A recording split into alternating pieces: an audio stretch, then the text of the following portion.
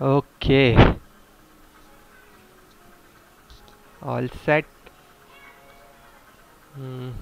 पहिले आपली बाईक पार्किंगमधून बाहेर काढूयात आणि नंतर व्हिडिओ स्टार्ट करूया.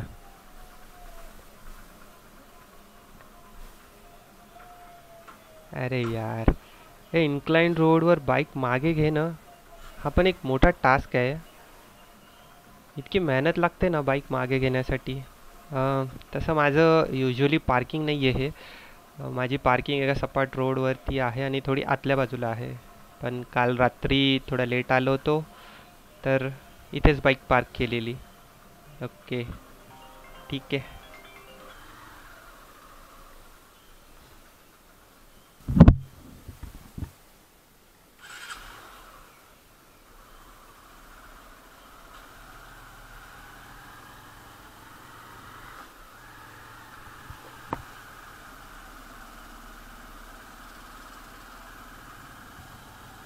नमस्कार मित्रांनो, मी प्रसाद पुन्हा एकदा तुमचं स्वागत करतो प्रसादची भटकंती या आपल्या यूट्यूब चॅनलवर. तर आज आपण निघालो आहोत पावना लेक एक्सप्लोअर करायला. जर्नी थोडी मोठी आहे, पण तशीच ती एक्सायटेडसुद्धा असणार आहे बरं का मित्रांनो. माहीत नाही, मी नेहमी जेव्हा पण मी बाईकवर बसतो ना, तर एक एक्साइटमेंट, एक ॲडव्हेंचरस असं माहीत नाही एकदम फील येतो मला. मोस्टली बायकर्स रिलेट करू शकतात कदाचित. तर मी काय म्हणत होतो. ओके, तर निघालो आहोत आपण पावना लेक एक्सप्लोअर करण्यासाठी. सकाळी ठीकठाक वेळेतच निघालो आहोत. चला तर मग तुम्ही पण एन्जॉय करा आमच्याबरोबर ही जर्नी.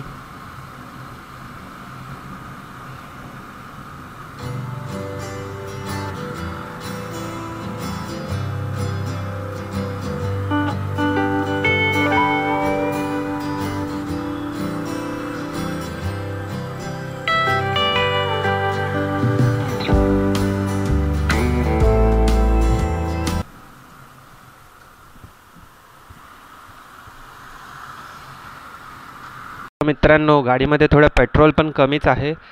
तर जर्नी तर आपण स्टार्ट केली आहे, पण चला पहिले आपण एकदा पेट्रोल फुल करून घेऊयात. म्हणजे कसं नंतर रस्त्यात आपल्याला काही टेन्शन नसणार आहे. तसं मी रिकमेंड करेन तुम्हाला की जेव्हा पण तुम्ही टूरवर जात असाल, लाँग जर्नीवरती जात असाल, निघत असाल, तर पेट्रोल हे नेहमी आदल्या दिवशी फिल करत जा. कारण कसं काय होतं की आपल्याला एक्झॅक्ट माहिती नाही. आता तरी आज सकाळी पहाटेच निघालो आहे, तर पेट्रोल पंपवरसुद्धा गर्दी नाही आहे, पूर्ण रिकामी दिसते. पण कधी कधी इतकी गर्दी असते ना की खूपसा वेळ आपला पेट्रोल भरण्यातच निघून जातो. तर त्याचं एक थोडंसं डोक्यामध्ये असू द्या. नेहमी जेव्हा पण जर्नीसाठी निघाल, तर पेट्रोल आदल्या दिवशीच फिल करा.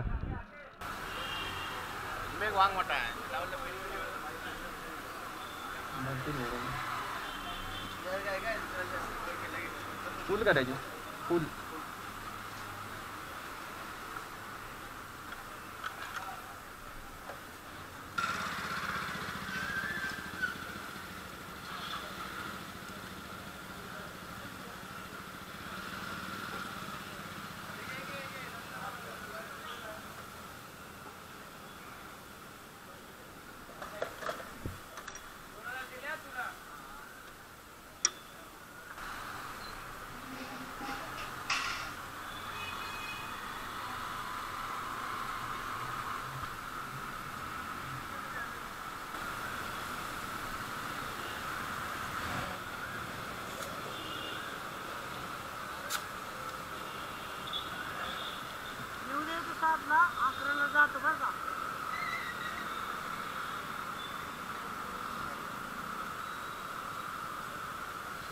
ओके, पेट्रोल बरोबर आम्ही टायर प्रेशरसुद्धा चेक करून घेतले. हवा एकदम परफेक्ट होती गाडीमध्ये, त्याच्यामुळे काही टेन्शन नाही आहे. तर मगाशी मी हे बोलत होतो मित्रांनो की थोडंसं आपलं लक्ष नेहमी आपल्या टूरवर नाही, तर थोडं बाईकवर पण असणं गरजेचं आहे. जेव्हा पण तुम्ही लाँग जर्नीसाठी निघत असाल, मग ती जर्नी 140 किलोमीटर्स असू देत, 500 किलोमीटर्स असू देत किंवा त्यापेक्षाही मोठी, तर नेहमी टायर प्रेशर आणि पेट्रोल हे आदल्या दिवशीच चेक करून ठेवा, जेणेकरून त्या दिवशी आपल्या जर्नीच्या दिवशी आपल्या टूरच्या दिवशी आपल्याला त्रास होणार नाही. आणि त्याच्यापेक्षा ही मोठी एक गोष्ट आहे ती म्हणजे आपली गाडीची सर्व्हिसिंग. जर तुम्ही 500 किलोमीटर किंवा त्याच्यापेक्षा मोठी राईड करत असाल तर ऑलवेज रिकमेंडेड आहे की आपल्या बाईकची सर्व्हिस एकदा करून घ्या. एक जनरल सर्व्हिस करून घ्या. ऑइल चेक करा, नट बोल्ट्स गाडीचे प्रॉपर चेक करा, गाडी चालवून बघा. असं नका करू की बा ऑलरेडी आठवड्याभर गाडी उभी होती आणि मी डायरेक्टली घेऊन निघालो जर्नीच्या दिवशी अँड देन मध्येच जाऊन कळलं की अरे गाडीमध्ये काहीतरी प्रॉब्लेम आहे. चालवताना फील होतोच, नक्कीच होतो. तर तसं होऊ देऊ नका. आधीच जर आपण पूर्ण प्रॉपर सेटअप केलेलं असेल तर आपल्याला थ्रूआउट दी जर्नी काहीच त्रास होत नाही आणि आपली जर्नी एकदम मजेशीर जाईल.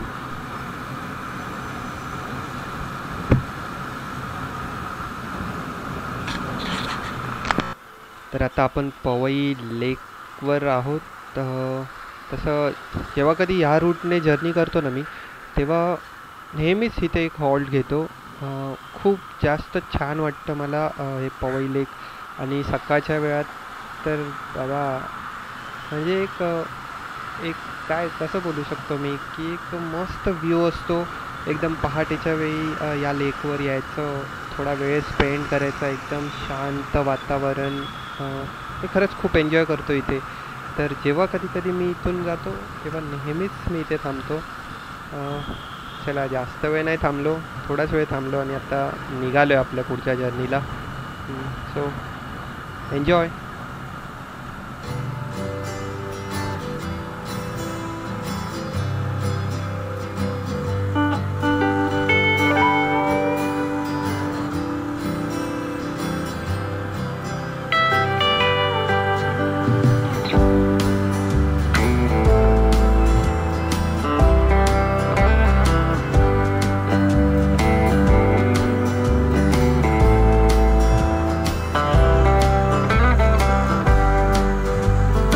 फायनली आपण पावना लेकला पोचलेलो आहोत आणि मित्रांनो तुम्ही बघू शकता काय व्ह्यू आहे.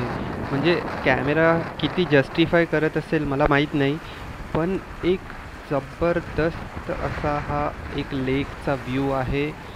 मागच्या बाजूला जर तुम्ही बघत असाल एक शेडेड असे पर्वतरांगा दिसत आहेत, डोंगर दिसत आहेत मस्त. मध्येच काहीतरी आयलँडसारखं टाईप काहीतरी आहे तिथे, मला एक्झॅक्ट नाही माहिती. बट छान आहे यार. म्हणजे आपण जी जर्नी करून आलो ना इथपर्यंत, खरंच भारी वाटते आता.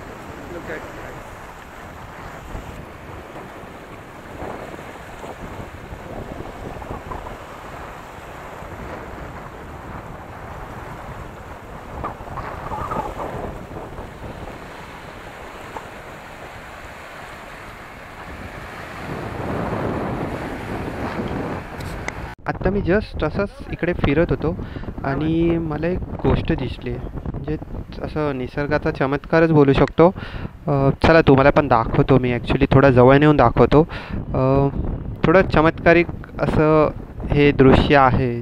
तर तुम्ही बघू शकत असाल एक काळे काळे मोठे मोठे दगड जे तुम्हाला दिसत आहेत सगळीकडे.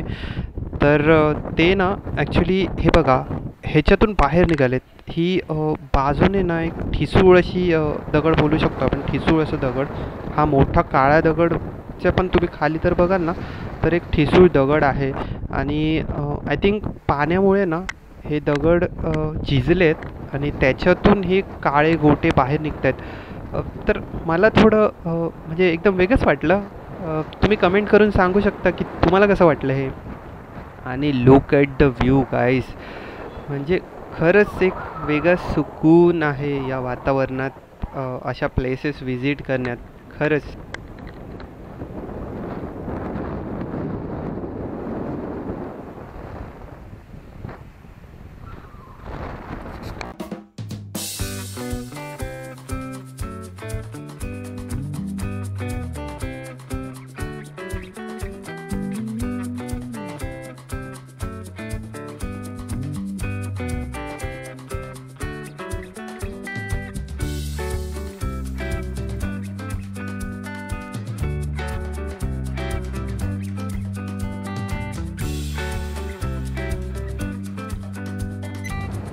चला मित्रांनो, तर याच नोटवर मी माझा हा ब्लॉग इथेच संपवतो आहे.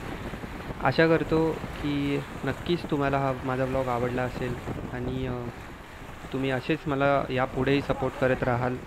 तर नक्कीच यापुढचेही ब्लॉग एन्जॉय करा, असाच सपोर्ट करत राहा. मी तुम्हाला नक्कीच भेटतो पुढच्या व्हिडिओत. तोपर्यंत असेच हसत राहा, खेळत राहा आणि एन्जॉय करत राहा. Bye bye.